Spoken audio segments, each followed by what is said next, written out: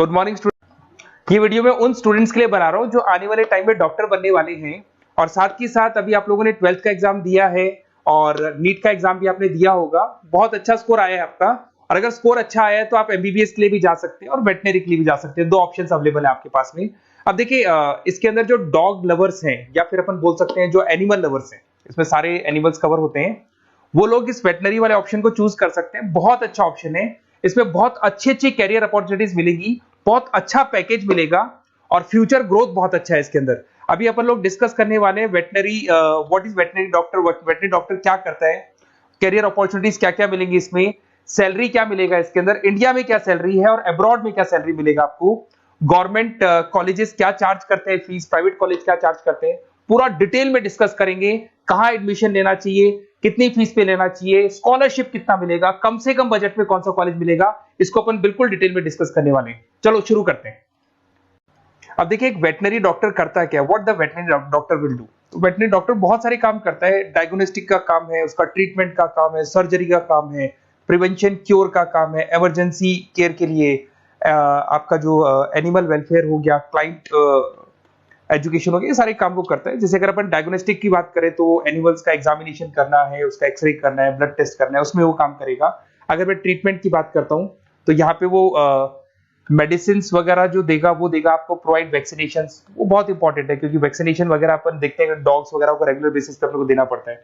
Surgeries हो गई, जैसे रूटीन सर्जरीज, कॉम्प्लेक्स सर्जरीज, ये सारे काम वो करेगा। उसके अंदर प्रिवेंटिंग क्योर, वैक्सीनेशन वगैरह हो गया।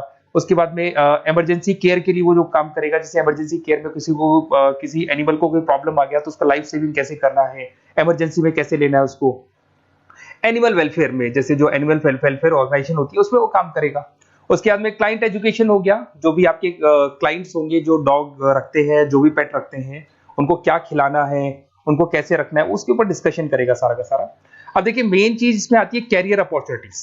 क्या कैरियर अपॉर्चुनिटीज होगी, आप डॉक्टर बन जाएंगे तो डॉक्टर बनने के बाद में आपकी जॉब कहां लगेगी या फिर अपना खुद का प्राइवेट बिजनेस खोलेंगे, कैसे करेंगे आप। इसमें सबसे बढ़िया ऑप्शन है प्राइवेट क्लिनिक्स। ये लोग अपना खुद का प्राइवेट क्लिनिक खोलते हैं, small animal, large animal, mix दोनों के लिए खोल सकते हैं। तो प्राइवेट क्लिनिक के अंदर बहुत अच्छी अर्निंग है, अपन उसका जो सैलरी पार्ट है वो भी डिस्कस करेंगे नीचे। उसके बाद में आपका एनिमल हॉस्पिटल्स हो गए, प्राइवेट और गवर्नमेंट दोनों हॉस्पिटल हैं जहां पे जॉब लग सकती है। रिसर्च इंस्टीट्यूट्स हो गए जहां पे आपका जॉब लग सकता है, जैसे फार्मास्यूटिकल कंपनी हो गया, गवर्नमेंट एजेंसीज हो गया, यहाँ पे जॉब लग सकता है। उसके बाद में गवर्नमेंट एजेंसीज में public health agencies, department of agriculture, यहाँ आपका जॉब लग सकता है।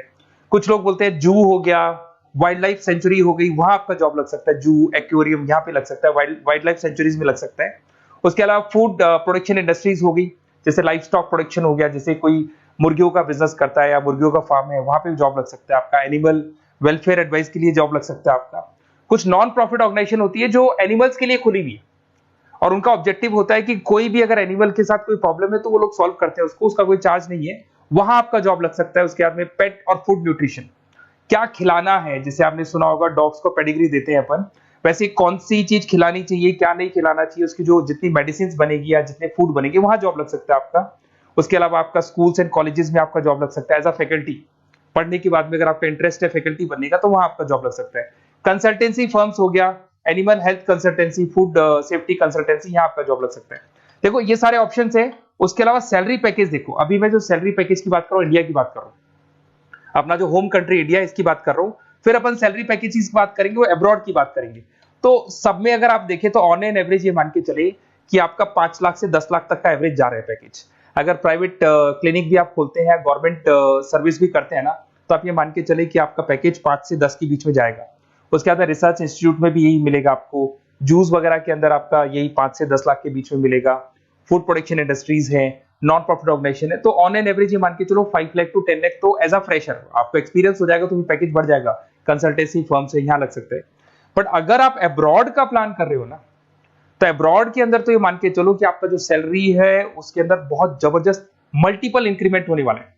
अगर आप अब्रॉड का प्लान कर रहे हैं, अगर यूएस में अगर आपका जॉब लगता है तो मान के चले ऑन एन एवरेज $1 लाख है एनुअली।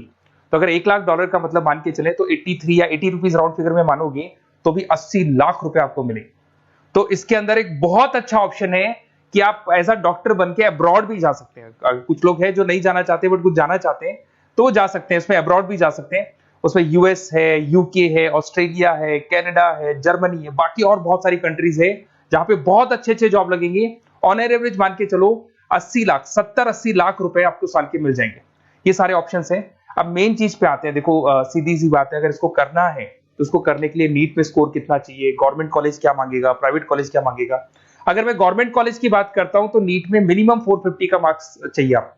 अगर नीट में 450 मार्क्स नहीं है, प्लस आपका 12th में 50% कंपल्सरी, फिजिक्स, केमिस्ट्री, बायो से होना चाहिए, 50% होना चाहिए, और साथ के साथ नीट के अंदर 450 मार्क्स चाहिए।